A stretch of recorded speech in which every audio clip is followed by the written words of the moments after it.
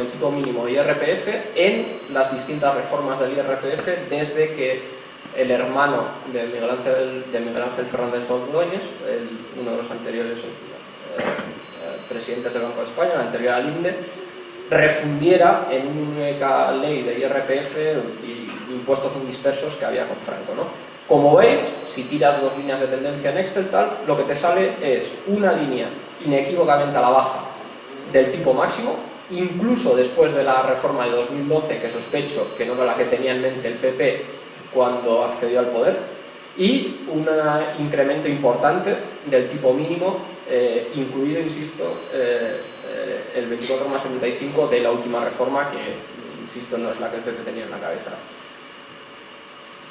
O sea, habría como dos vías distintas de atacar el mismo problema, ¿no? La de Estados Unidos, que diría, extraigamos recursos de aquellos que los tienen, y la española, que no se fija tanto en eso, pero dice, bueno, pero a cambio protejamos a los más pobres mediante una renta básica universal. ¿Cuál es mejor idea, no?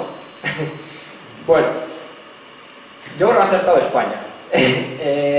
Y no lo digo porque no crea que una reforma fiscal es absolutamente necesaria, sino por la distinta potencia que tiene el sistema fiscal y las transferencias a la hora de atacar la desigualdad y a la hora de dotar de recursos a las personas más desfavorecidas.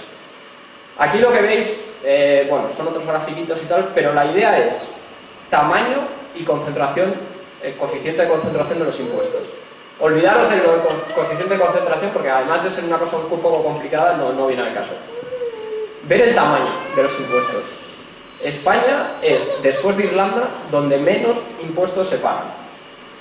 Y además, como veis aquí, donde las transferencias son más pequeñas.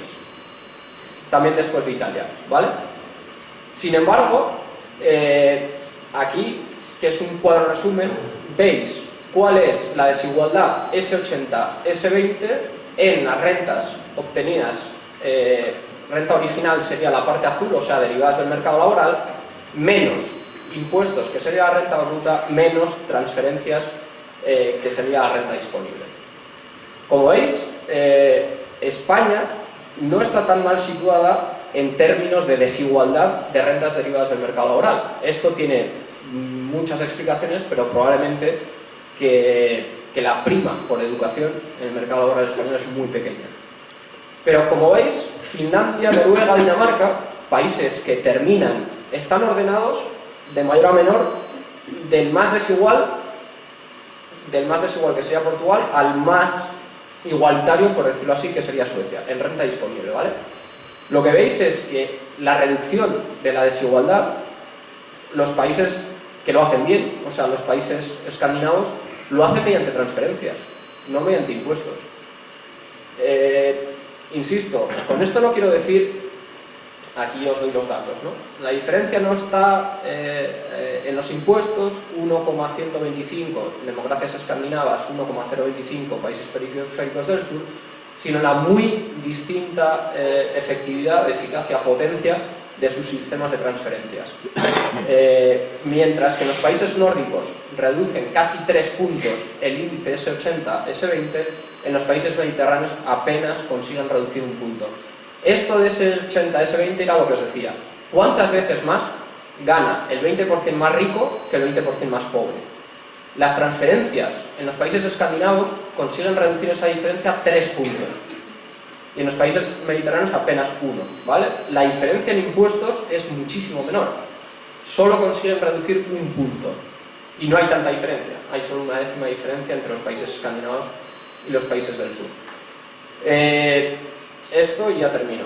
¿En qué dirección, digamos, habría de apuntar el discurso pro-igualitario? Creo que es importante que el movimiento del 15M o el movimiento que sea que tome el relevo del 15M insista en la reforma fiscal. Como os decía, creo que es lo que ha visto bien el movimiento Occupy Wall Street y no ha conseguido ver el movimiento de la Plaza Sol.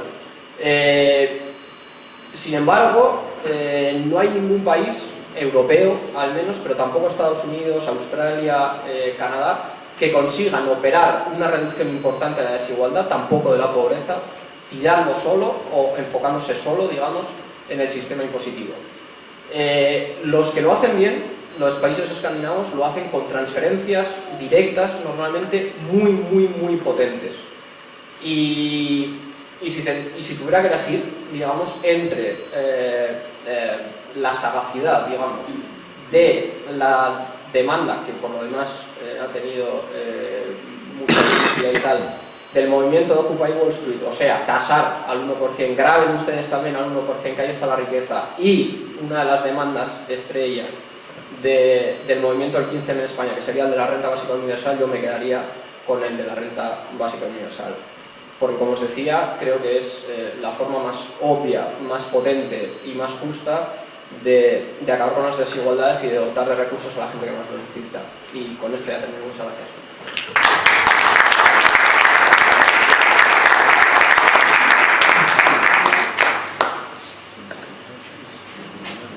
Bueno, ahora estamos otra vez en la intimidad. Si os parece, abrimos el debate. No veo muy bien, pero si vais levantando manos, voy dando la palabra.